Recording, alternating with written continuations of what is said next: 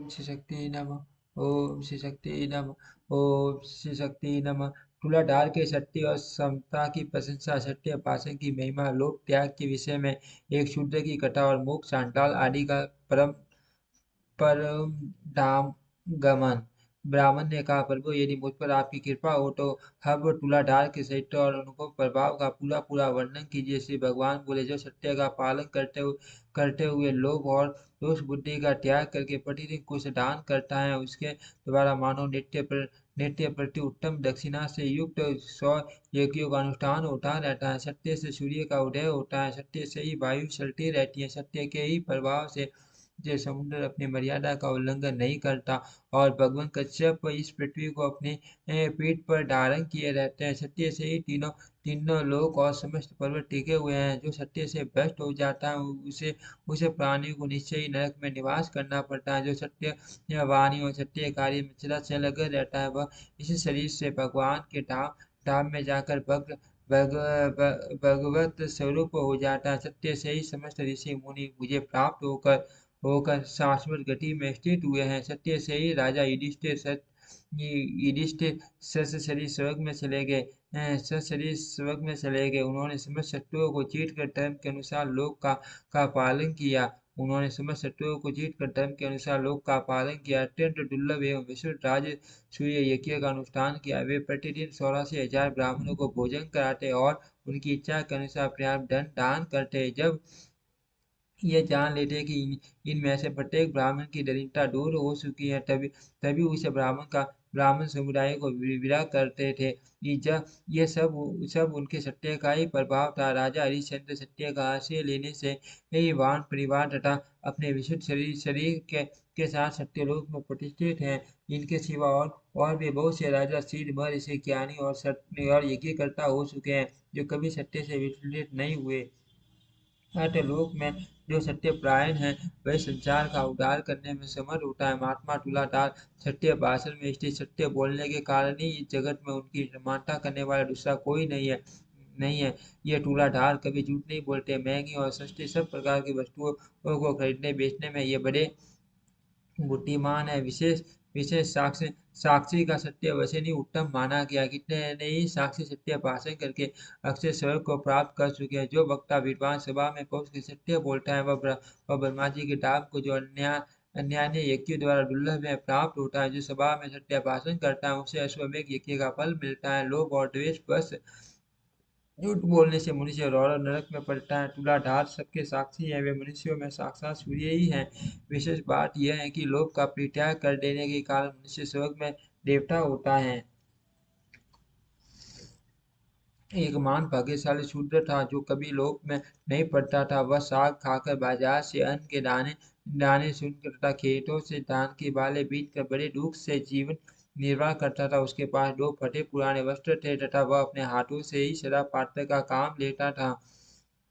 उसे कभी किसी वस्तु का लाभ नहीं हुआ हुआ तथापि वह प्राय दंड नहीं लेता था। एक दिन मैं उसकी परीक्षा करने के लिए 2 नई वस्त्र लेकर गया और नदी के तीर पर एक कोने में उन्हें आदरपूर्वक अन्यत्र जा जा खड़ा हुआ। शूद्र ने उन दोनों वस्त्रों को देखकर भी मन में लोभ नहीं किया, और ये समझकर कि ये किसी और के पड़े होंगे, चुपचाप घर चला गया। तब ये सोचकर कि बहुत थोड़ा लाभ होने के कारण ही उसने इन वस्त्रों को नहीं लिया होगा, मैंने गुलर के फल में सोने का टुकड़ा डालकर उसे वहीं रख दिया। बगल प्रदेश नदी का तट और कोने का निर्जन स्थान, ऐसी जगह पहुंचकर उसने उस अद्भुत फल को देखा।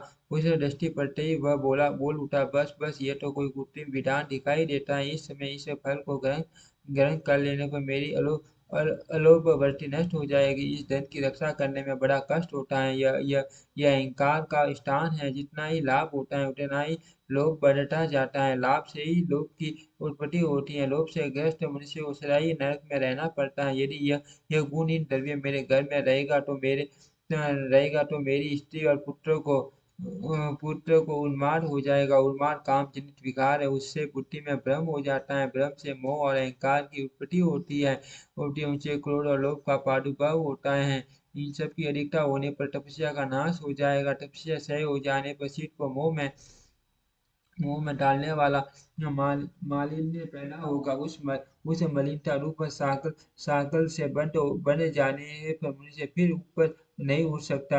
ये विचार कर वसुदेव उस फल को वहीं छोड़ घर चला गया। उस समय स्वर्ग स्थित देवता प्रसन्नता के साथ साधु साधु कहकर उसकी प्रशंसा करने लगे। तब मैं एक क्षण एक सपन का रूप धारण करके उसके घर के पास गया और लोगों को उनके भाग्य की बातें बताने लगा। विशेष काल की बात बताया करता था। फिर लोगों के बार बार आने जाने से ये समाचार सब और फैल गया। ये सुनकर उस शूद्र की स्त्री भी मेरे पास आई और और अपने भाग्य का कारण पूछने लगी। तब मैं तुरंत ही उसके मन की बात बता दी और एकांत में स्थिर होकर कहा, माँ, भाग्य विधाता ने आज आपके लिए बहुत दंड दिया था, किंतु आपके पति ने मूर्ख की भांति उसका परित्याग कर दिया। आपके घर में धन का बिल्कुल बिल्कुल अभाव है। बिल्कुल बिल्कुल अभाव है। अतः जब तक आपके पति जीवित रहेगा तब तक उसे दरिद्रता ही भोगनी पड़ेगी। इसमें तनिक भी संदेह नहीं है। माता, आप शीघ्र ही अपने घर जाओ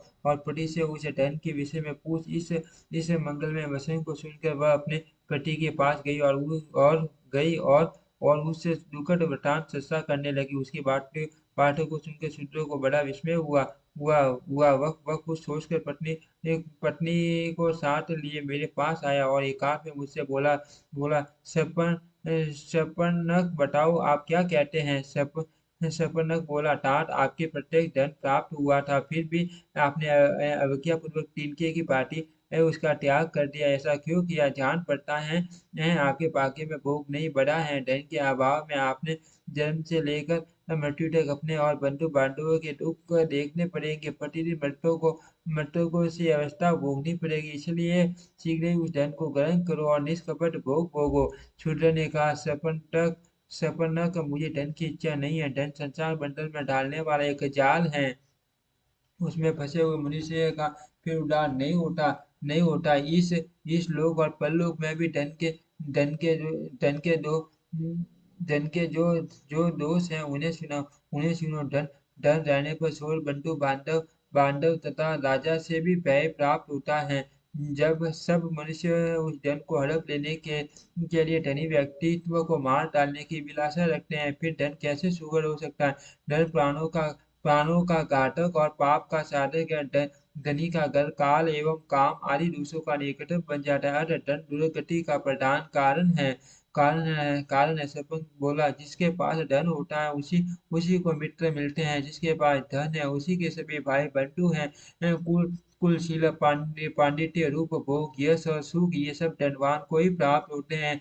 धनी मनुष्य को तो उसके स्त्री पुत्र भी त्याग देते हैं, फिर उसे मित्रों की प्राप्ति कैसे हो सकती है। जो जन्म से दरिद्र हैं वे धर्म का अनुष्ठान कैसे कर सकते हैं। सुख प्राप्ति में उपकार, जो सात्विक सात्विक यज्ञ कार्य तथा पोखरे खुदवाना आदि कर्म वे भी धन के अभाव में नहीं हो सकते। दान संसार के लिए सर्व की सीढ़ी है, किंतु निर्धन व्यक्ति के द्वारा उसकी भी सीधी होनी असंभव है। व्रत आदि का पालन, धनोपदेश आदि का श्रवण, पितृ यज्ञ आदि का अनुष्ठान तथा तीर्थ सेवन, ये शुभ कर्म धनहीन मनुष्य के किए नहीं हो सकते। रोगों का निवारण, प्रत्यय का सेवन, औषधों का संग्रह, अपने शरीर की रक्षा तथा शत्रुओं पर विजय आदि कार्य भी धन से ही सिद्ध होते हैं। इसीलिए जिसके पास बहुत धन हो उसी को इच्छा अनुसार भोग प्राप्त हो सकते हैं। धन रहने पर आप दान से ही शीघ्र स्वर्ग की प्राप्ति कर सकते हो।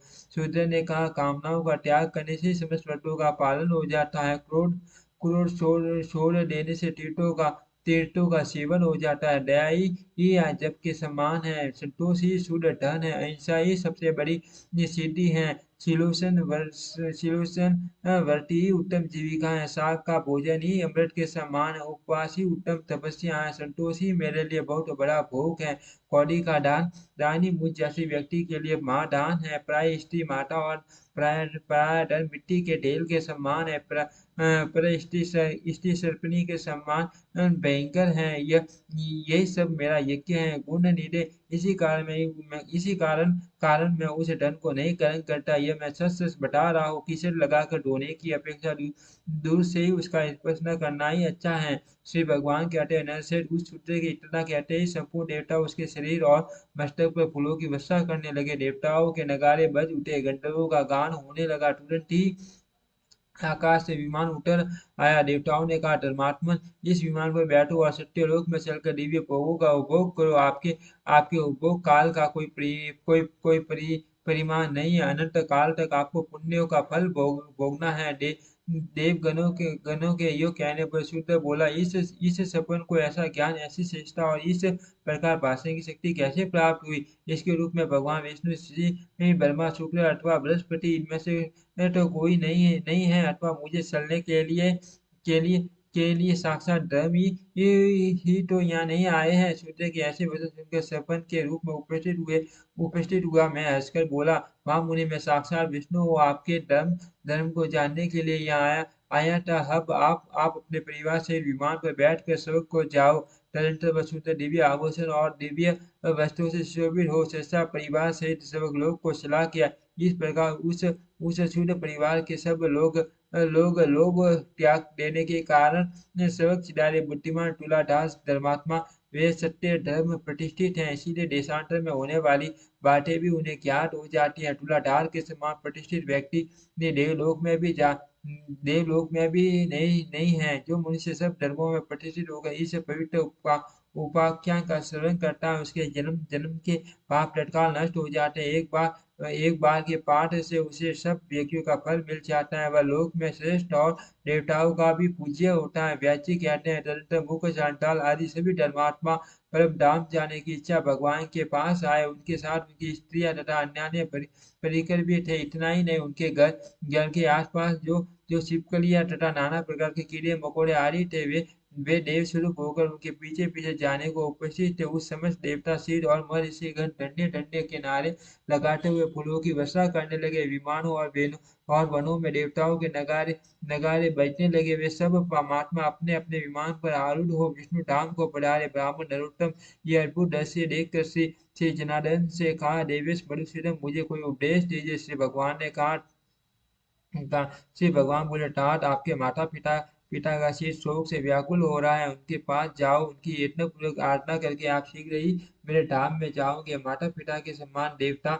देवलोक में भी नहीं है। उन्होंने सहस्र काल में आपके आपके घिनौने शरीर का सदा पालन किया है, उसका पोषण करके बढ़ाया है। आप अज्ञान दोष से युक्त थे। माता पिता ने आपको सज्ञान बनाया है। सरासर प्राणियों से समय त्रिलोकी में भी उनके समान समान पूज्य कोई नहीं। व्याची कहते हैं, तदंतर देवगण मुख, चांडाल, पतिव्रता, सुबह, तुलाधार, वैश्य, सज्जना, ड्रोक और वैष्णव संत, इन पांचों महात्माओं को साथ ले प्रसन्नतापूर्वक भगवान की स्तुति करते हुए वैकुंठ धाम में पधारे। वे सभी अच्युत स्वरूप होकर संपूर्ण लोगों के ऊपर स्थित हुए। नरोत्तम ब्राह्मण ने भी यत्नपूर्वक माता पिता की आराधना करके थोड़े काल में ही कुटुम्ब सहित भगवत